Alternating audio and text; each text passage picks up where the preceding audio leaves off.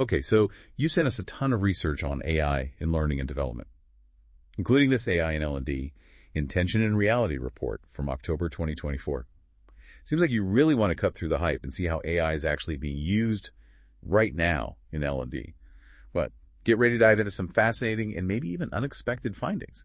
Yeah, there are definitely some interesting paradoxes topping up in this research. L&D professionals are really enthusiastic about AI, especially for content creation, but we're not seeing a ton of evidence that they're using it in the most sophisticated or strategic ways yet.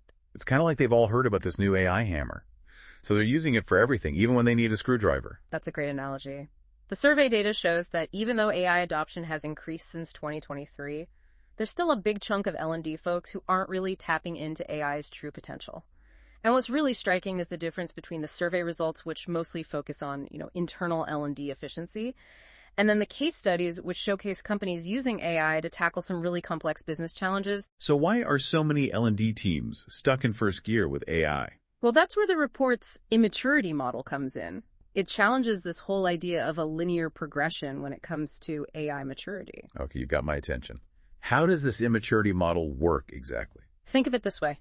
AI is like electricity. It's a powerful tool with tons of different applications. But just because you know how to wire a light bulb doesn't mean you're ready to build a supercomputer, right? Yeah. Different AI applications need different types of knowledge and expertise. The immaturity model breaks AI use in L&D down into 3 clusters: internal efficiency, point solutions, and business integration. The key here is that you don't have to master one cluster before moving on to the next. So it's more like a choose-your-own-adventure path, depending on what your organization actually needs and is ready for. Exactly. Let's take a closer look at each cluster, and I think we can pull in some really interesting examples from the case studies and the survey data you sent. Sounds good. Let's start with internal efficiency, since that seems to be where most people are focusing right now. Yeah, this cluster is all about how AI can be used to streamline L&D operations.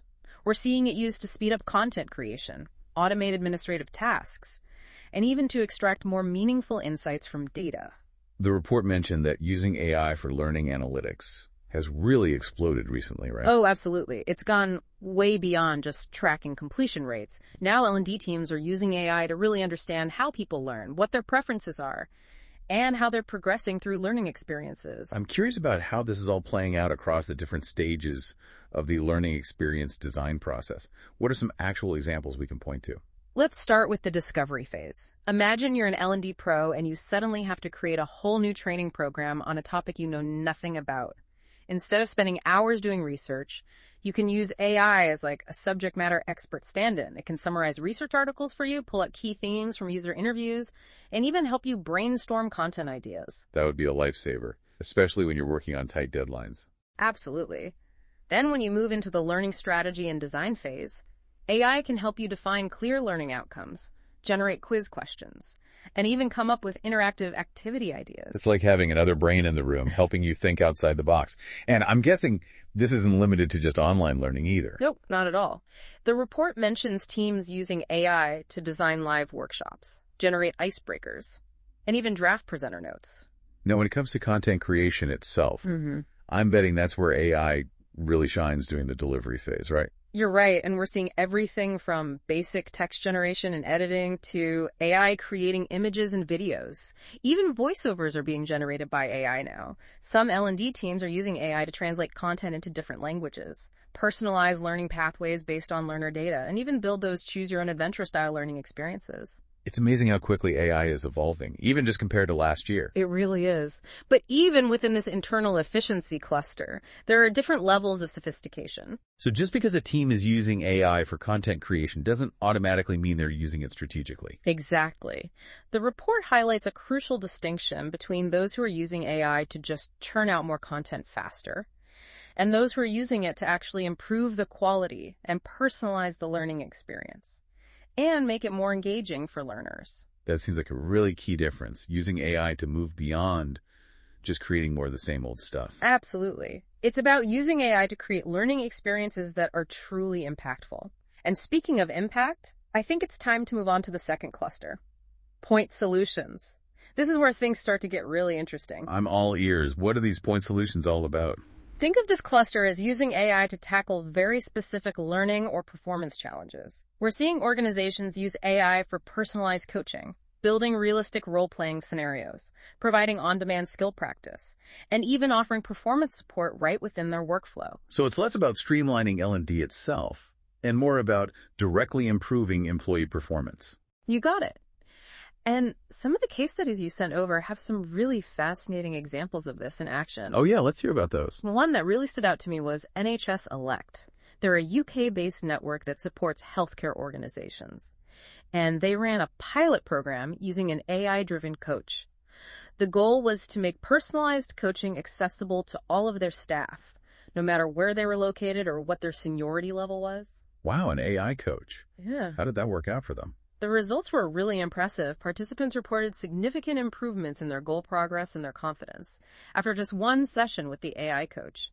It's interesting, though, because NHS Elect had to overcome some serious data privacy hurdles to make this pilot happen, especially given the sensitive nature of healthcare information. Yeah, that's a really important consideration in fields like that. Another great example is Superside. They're a creative services company, and they're using AI to streamline the way they assess their project managers' competencies. How does AI fit into competency assessments? Well, they essentially replaced their traditional one-on-one interviews, which were super time-consuming, with asynchronous video assessments.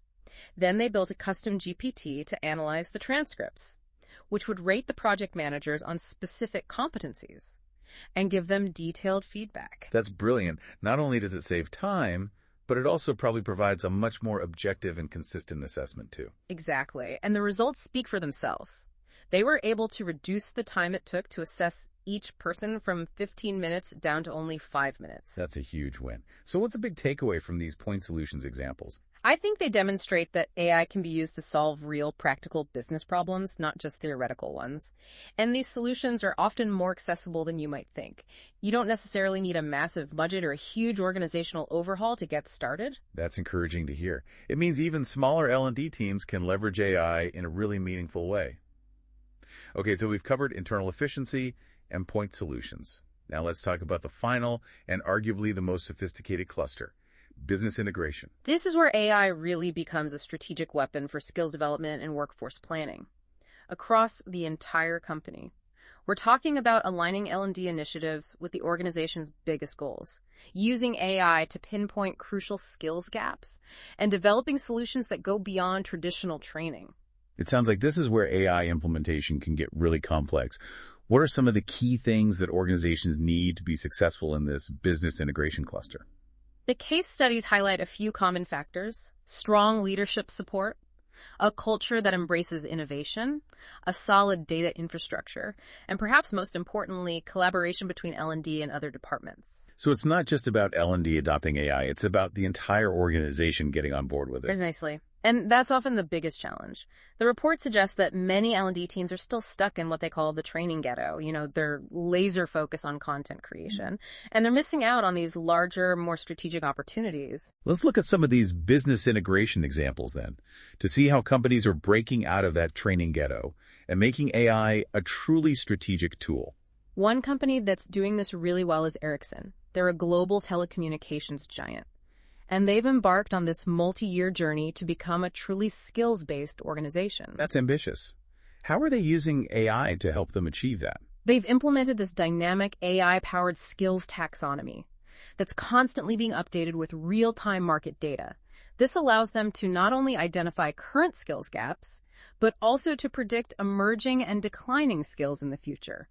They're even using AI to infer skills that their employees already possess, even if those skills aren't formally documented anywhere. So they're not just identifying skills gaps, but they're actually using those insights to drive recruitment, learning, even career development across the entire company. You got it. And they've made this a truly organization-wide initiative, involving teams from HR, talent acquisition, even global resource planning. It's a real organizational transformation with AI at its core. It's a perfect example of how AI can help L&D move beyond just being a support function and become a true strategic business partner.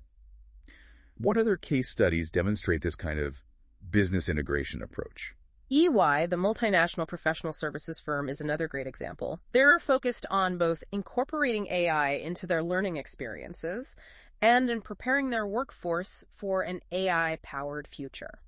What kind of initiatives are they doing to achieve that? They've rolled out a huge AI upskilling program for their employees that includes everything from introductory courses to specialized curricula, even AI champion boot camps. And they're experimenting with AI-powered coaching, adaptive learning platforms. They're even using AI to analyze learner feedback and improve their programs. Well, they're going all in on AI. They are. They recognize that it's not just about acquiring AI tools, it's about building a culture and a workforce that are capable of embracing and leveraging AI effectively. And the last case study that really stood out to me was the Boston Consulting Group, or BCG. What's their approach to business integration? BCG is all about using AI to scale up impactful learning experiences. One of their most impressive initiatives is a personalized AI coach that's designed to help their employees practice critical conversations, like giving and receiving feedback effectively. That's fascinating. Using AI for soft skills development. How does that actually work? They partnered with an AI startup to create these really realistic role-playing scenarios where employees can interact with an AI avatar using their own voice. The AI is incredibly advanced. It responds with the right context and emotions, just like you'd experience in a real-life conversation. That's amazing. It sounds incredibly immersive. It is, and it's been incredibly successful. They've scaled it up to thousands of users, and they've even integrated it directly into their workflow, so employees can practice those crucial conversation skills at the moment of need. It's a great example of how AI can not only personalize learning, but also support performance directly in the flow of work. So we've seen some really impressive examples of how organizations are using AI in increasingly sophisticated ways. But what about those L&D teams that are still struggling to get past those basic internal efficiency uses? That's a great question, and the report actually addresses that directly. It encourages L&D professionals to really assess their own readiness for change, as well as their organization's willingness to embrace AI. And there were a couple of tools in the report that can help with that assessment, weren't there? Yes, the L&D Change Matrix and the AI Adoption Matrix. Can you break those down for us? Sure. The L&D Change Matrix helps you figure out where your L&D team falls in terms of readiness for change. Are you leading the charge, shaping the future of learning in your organization? Or are you stuck in that training ghetto, just focused on pumping out content? And the AI Adoption Matrix looks at the organizational factors that can help or hinder AI adoption. Exactly. It considers things like whether leadership is supportive of AI initiatives, whether the culture is open to innovation, and whether the organization has the necessary data and technology infrastructure to support AI. These all seem like crucial factors to consider before jumping into any kind of AI implementation. Absolutely. And the report emphasizes that success in one cluster doesn't automatically guarantee success in another. So even if you're a rock star at using AI for content creation, you might still struggle with business integration if your organization isn't ready for it. That's right. It's a complex challenge that requires a more holistic approach. Well, this has been an incredible overview of the current state of AI in L&D. Before we jump into the next part of our deep dive, what are some key takeaways you'd like our listeners to walk away with so far? First, I think it's important to recognize that AI maturity isn't a straight line. It's about finding the right AI applications for your organization's unique needs and circumstances. Don't feel pressured to jump into the most sophisticated applications if you're not ready. Yeah, and don't be afraid to experiment. Start small, learn from your mistakes, and gradually iterate your way to success. And finally, remember that AI is a tool. It's not a magic bullet. It's up to us to use it wisely and ethically to create learning experiences that truly make a difference. We're just getting started. Stay tuned for part 2, where we'll explore how AI can help L&D break free from the training ghetto and become a truly strategic force within organizations. You know, one thing that really stood out to me in that AI in L&D Intention and Reality report was that emphasis on, moving beyond content. Yeah, absolutely. It really hammered home that just focusing on AI for content creation can actually diminish L&D's value. Like, it can trap us in that training ghetto all over again. Exactly. It's like we get so caught up in building a better mousetrap with AI that we forget the bigger picture. The mice are already running wild. We need to move beyond just creating more content about performance issues and start thinking about how AI can actually help us solve those problems at the root. So how do we make that shift? What are some tangible steps that L&D teams can take to avoid falling into that trap? Well, the report suggests starting by asking some really fundamental questions, like, What areas of your organization really need to see those performance improvements? What are the really crucial skills for success, both now and in the future? And then crucially, how can AI help us actually understand and address those needs more effectively? It sounds like it's really about aligning L&D initiatives with those broader strategic business goals, Yeah. not just churning out more training materials. Exactly. We need a real perspective shift. Instead of seeing ourselves as content providers, we need to become performance consultants, working side by side with business leaders to solve these real-world problems. And AI can be a really powerful ally in that process. Absolutely. AI can help us gather data, analyze trends, identify skill gaps, personalize learning pathways, even provide real-time performance support. The possibilities are really exciting. Thinking about all this, I'm curious about the challenges that organizations actually face when they try to implement AI in L&D. The report highlighted some pretty significant barriers, right? Yes, and one of the biggest ones is distrust. Concerns about data privacy and security, lack of confidence in the outputs that AI produces, even fears about jobs being replaced. These are all very valid concerns that we need to address head on. It seems like transparency is key. Being really open about how AI is being used, what data is being collected, and what safeguards are in place to protect privacy. Definitely. And we have to remember that AI is still a relatively new technology. It's not perfect. There will be mistakes, there will be biases, and there will absolutely be times when human judgment is still necessary. Right, we can't just set it and forget it. We need to be constantly monitoring, evaluating, and refining our AI implementations to make sure they're actually achieving our goals and meeting those ethical standards. Exactly. And that brings us to another challenge, skills. A lot of L&D professionals simply don't have the technical expertise to implement and manage AI effectively. The report did mention that lack of AI skills within L&D as a major obstacle. It's a growing problem. We need to invest in developing these skills, whether it's through formal training programs, online resources, or even just encouraging experimentation and knowledge sharing within our teams. And it's not just about those technical skills, is it? We also need to cultivate those critical thinking skills. The ability to actually evaluate AI outputs, to spot biases, Right. and to make those informed decisions about how to use AI ethically and responsibly. Absolutely. It's a whole new way of thinking and working, and it demands a real commitment to continuous learning. I think the report did a fantastic job of laying out both the exciting opportunities and the very real challenges of AI and L&D. It's not just about hopping on the latest tech trend. It's about making strategic decisions that are aligned with our goals and values. It's about using AI to empower ourselves and our learners, not to replace or dehumanize the learning experience. Couldn't agree more. One thing that really stood out to me in those case studies was the power of collaboration. It seemed like the most successful AI implementations all involved partnerships between L&D, IT, data scientists, even business leaders. It's all about breaking down those silos and recognizing that AI isn't just an L&D project. It's an organizational transformation. And those partnerships can be incredibly powerful. They put together such a diverse range of perspectives and expertise and resources. Exactly.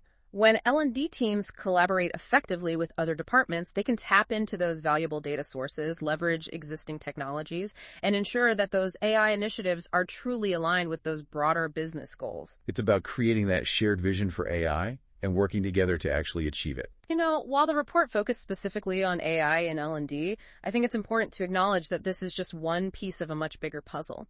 AI is transforming every aspect of our lives, and the workplace is no exception. Yet it's not just about how we use AI within L&D. It's about preparing our entire workforce for a future where AI is simply everywhere. Precisely. We need to be thinking about how AI will impact job roles, skill requirements, even the very nature of work itself. It's a daunting challenge, but it's also an incredible opportunity to completely rethink how we approach learning and development. We have a chance to create a future where AI empowers us to learn and grow and adapt in ways that we never thought possible. But it requires us to be proactive, strategic, and collaborative in our approach. And to never lose sight of that human element. AI can augment and enhance our capabilities, but it can never replace those uniquely human qualities of creativity and empathy and critical thinking. Those are the skills that will truly set us apart in an AI-powered world. So as we wrap up this part of our deep dive, what are some final thoughts you want to leave our listeners with? I think the most important takeaway is this. AI is not a destination, it's a journey. It's an ongoing process of experimentation and learning and adaptation. And it's a journey we need to embark on together. We can't afford to stay siloed in our departments or cling to those outdated ways of thinking. We need to be bold and curious and collaborative, embrace the power of AI, but never lose sight of our humanity. This deep dive has really been fascinating. It feels like we've gone way beyond just talking about AI and L&D. We're really starting to grapple with what AI means for the future of work in a much broader sense. Yeah, it's true. This whole conversation is forcing us to think about some really fundamental questions, like what does it even mean to be human in a world where AI is becoming so prevalent? What does it mean to learn, and how do we thrive in this rapidly changing environment? The report touches on this briefly, but I think it's worth exploring a bit more. How do you see AI actually impacting the specific skills that will be most in demand in the future? Well, one thing's for sure. Technical skills alone won't be enough. As AI automates more and more of those routine tasks, it's going to be those uniquely human skills that really set people apart. Things like creativity, critical thinking, complex problem solving, emotional intelligence, adaptability. Those are going to be the real differentiators. We're talking about the skills that machines simply can't replicate. The skills that we need to navigate complexity and ambiguity and constant change. It's not just about knowing how to do something, it's about knowing how to think. Exactly. And this has huge implications for L&D. We need to shift our focus away from delivering that kind of traditional technical training and really start cultivating these human skills. That means creating learning experiences that foster curiosity and collaboration and a growth mindset. It's about helping people become lifelong learners, Right. adaptable and resilient in the face of all this disruption. How do we actually foster that kind of mindset, though? It feels like a much bigger challenge than just teaching someone a new software program. Oh, it definitely is. It requires a more holistic approach to learning and development. We need to build cultures of learning within organizations where experimentation and feedback and continuous improvement are not just valued, but actively encouraged and rewarded.